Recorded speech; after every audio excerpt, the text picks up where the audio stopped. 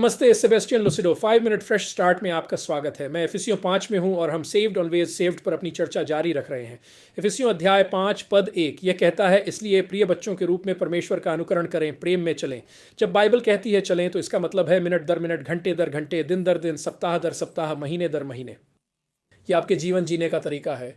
यह कहता है फरोस प्रेम में चलो, जैसे मसीह ने भी हमसे प्रेम किया और हमारे लिए स्वयं को एक भेंट और बलिदान के रूप में परमेश्वर को एक सुगंधित सुगंध के लिए दिया।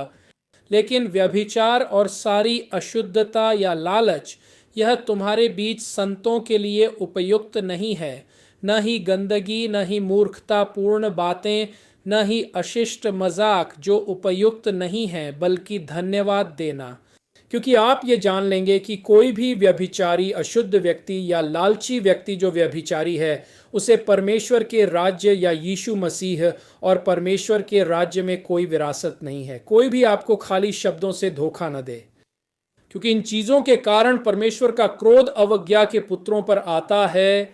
इसलिए उनके साथ सहभागी न बने, क्योंकि आप कभी अंधकार में थे लेकिन अब आप प्रभु में प्रकाश में हैं। प्रकाश के बच्चों की तरह चलें, क्योंकि फल यह जानना कि प्रभु के लिए क्या स्वीकार्य है और अंधकार के निष्फल कार्यों के साथ कोई संगति न रखें, बल्कि उन्हें उजागर करें, क्योंकि यह उन चीज़ों के बारे में बात करना भी शर्मनाक है जो वे गुप्त रूप से करते हैं। लेकिन जो भी चीज़ें उजागर होती हैं वे प्रकाश द्वारा प्रकट की जाती हैं, क्योंकि जो भी प्रकट करता है वह प्रकाश है। इसलिए वह कहते हैं पद 14, जागो तुम जो सोते हो, मृतकों से उठो और मसीह तुम्हें प्रकाश देंगे। तो ये 14 पद बहुत महत्वपूर्ण हैं। ये यीशु मसीह की मृत्यु, दफन और पुनरुत्थान के बाद है। नहीं, वो लोग सोचते हैं कि एक बार बच गए तो हमेशा के लिए बच गए और पृथ्वी पर अपनी मर्जी से जी सकते हैं। वे पूरी तरह से गलत हैं, ये पूरी तरह से बकवास है। यहाँ ये कहता है प्रेम में चलो, जैसे मसीह ने भी हमसे प्रेम किया और हमारे लिए स्वयं को अर्पित किया, हमारे पापों के लिए परमेश्वर को एक भेंट और बलिदान के रूप में। मेरे पापों के लिए, मेरी बुराइयों के लिए, मेरे अपराधों के लिए प्रेम में चलो। इसी कारण क्योंकि हम यह जानते हैं कि हम पापी थे और हम जानते हैं कि उसने हमें बचाया और हम जानते हैं कि उसने हमारे पाप ले लिए। लेकिन फिर यह पापों की सूची में जाता है, व्यभिचार, अशुद्धता, लोभ, गंदगी, अशिष्ट मजाक, ये पूरे पापों की सूची कहती है कोई भी व्यक्ति परमेश्वर के राज्य और यीशु के राज्य में विरासत नहीं पाएगा यदि वे इन चीजों में चलते रहेंगे। एक बार जब हमें ज्ञान हो जाता है तो हमें उस ज्ञान में चलने की जिम्मेदारी होती है। और बाइबल यहाँ बहुत स्पष्ट रूप से कहती है इसे बदलने का कोई तरीका नहीं है। पद 6, कोई भी तुम्हें खाली शब्दों से धोखा न दे।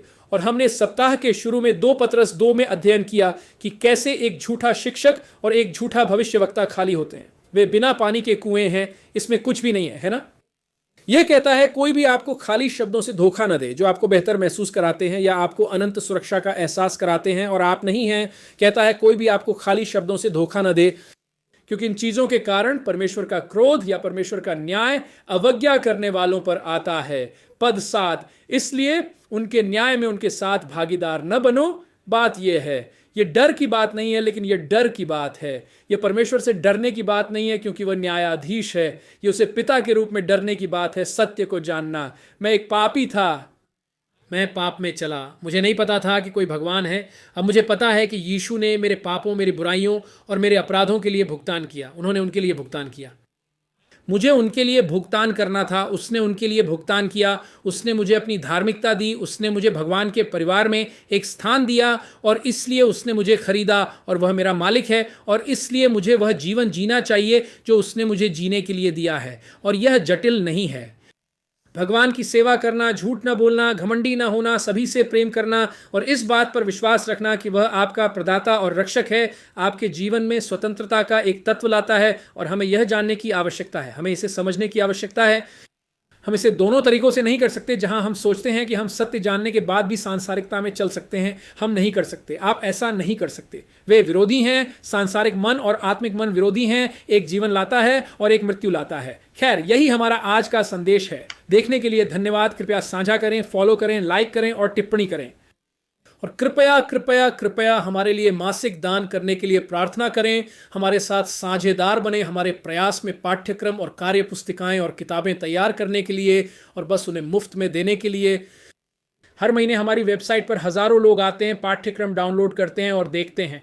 इसका हिस्सा बने ताकि हम और अधिक उत्पादन कर सकें। वे आज के समाज में बहुत महत्वपूर्ण हैं और ये वे चीज़ें हैं जो भगवान ने मुझे दी हैं और मुझे उन्हें बनाने और फिर उस प्लेटफॉर्म को प्रबंधित करने के लिए धन की आवश्यकता है। खैर, भगवान आपका भला करे। आपका दिन शुभ हो। देखने के लिए धन्यवाद। आज देखने के लिए धन्यवाद। सूचित रहने और मंत्रालय के साथ खड़े रहने के लिए watchersoftruth.com पर जाएं। आपको मुफ्त संसाधन, पूर्ण शिक्षण श्रृंखला और सुसमाचार फैलाने में हमारे साथ साझेदारी करने के तरीके मिलेंगे। आज ही watchersoftruth.com पर दान करें।